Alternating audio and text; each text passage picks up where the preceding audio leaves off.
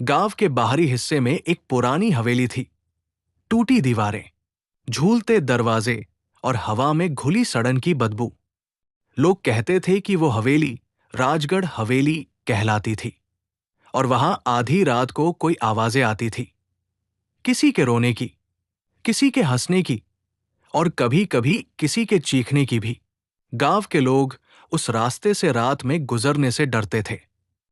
बच्चों को डराया जाता, अगर पढ़ाई नहीं करोगे तो हवेली की चुड़ैल पकड़ ले जाएगी। लेकिन हर कहानी के पीछे कोई सच्चाई होती है और इस हवेली के पीछे एक खूनी रहस्य छिपा था। राजगढ़ गांव के बाहर बने उस पुराने खंडहर को कोई छूने की हिम्मत नहीं करता था। कहते हैं कि 100 साल पहले वहां ठाकुर अर्जुन सिंह नाम का एक जमींदार रहता था। उसके पास धन था, शक्ति थी, पर एक चीज की कमी थी, प्यार। उसकी पत्नी राधा बहुत सुंदर थी, लेकिन ठाकुर की कठोरता से परेशान होकर वो धीरे धीरे बुझती जा रही थी। ठाकुर को संतान नहीं थी और एक दिन जब हवेली में बच्चे के रोने की आवाज आई तो पूरा गांव खुश हुआ। लेकिन वो खुशी ज्यादा देर टिक न सकी। बच्चे के जन्म के अगले ही दिन राधा की मौत हो गई। ठाकुर पागल हो गया। उसने हवेली बंद कर दी, नौकरों को निकाल दिया और बच्चा भी रहस्यमय तरीके से गायब हो गया। उसके बाद से हवेली पर शाप लग गया। जो भी वहां गया या तो मर गया या पागल होकर लौट आया। सालों बाद शहर से कुछ युवा गांव में घूमने आए। आदित्य, काव्या, रोहित और सिया, ये सब एक यूट्यूब चैनल चलाते थे, हॉन्टेड एक्सपीरियंस। उनका काम था डरावनी जगहों की सच्चाई खोजना। जब उन्होंने राजगढ़ हवेली के बारे में सुना तो वही उनका अगला टारगेट बन गई। गांव वालों ने बहुत मना किया, खासकर बूढ़े पंडित ने। बेटा, उस हवेली में सिर्फ भूत नहीं, अधूरी आत्मा है। जो अंदर गया वो कभी पहले जैसा नहीं लौटा।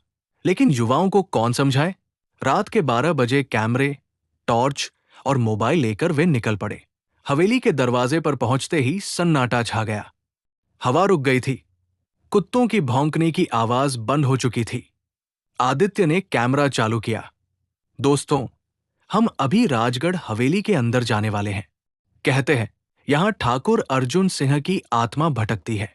दरवाजा जब उन्होंने धक्का देकर खोला तो एक ठंडी हवा का झोंका आया, जैसे किसी ने अंदर से सांस छोड़ी हो।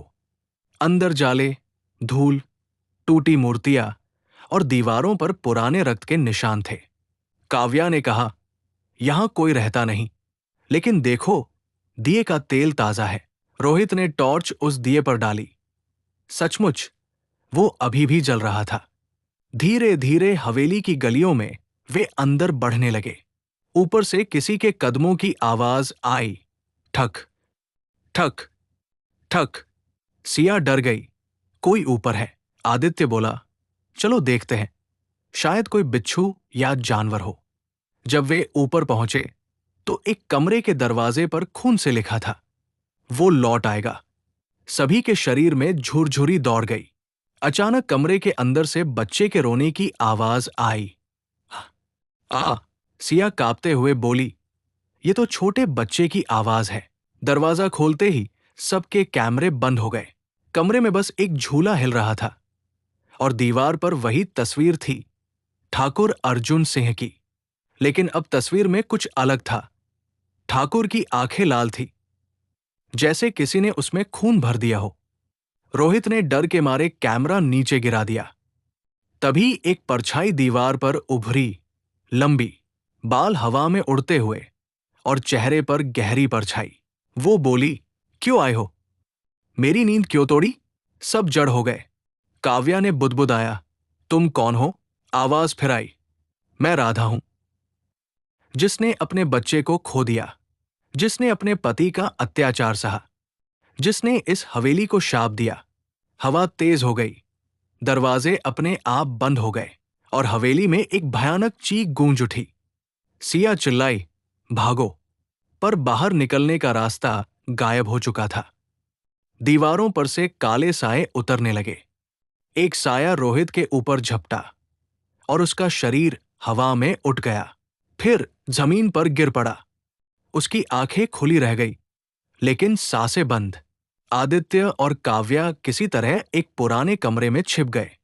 वहां एक पुराना संदूक पड़ा था। उन्होंने खोला तो अंदर एक डायरी मिली, राधा की डायरी। उसमें लिखा था, ठाकुर मुझे रोज मारता है, उसने मेरे बच्चे को भी छीन लिया। कहा कि वो उसका नहीं, किसी और का है। उसने बच्चे को कुएं में फेंक दिया। मैं चीखी, रोई, पर कोई मदद को नहीं आया। मैं मर गई, लेकिन मेरी आत्मा नहीं गई।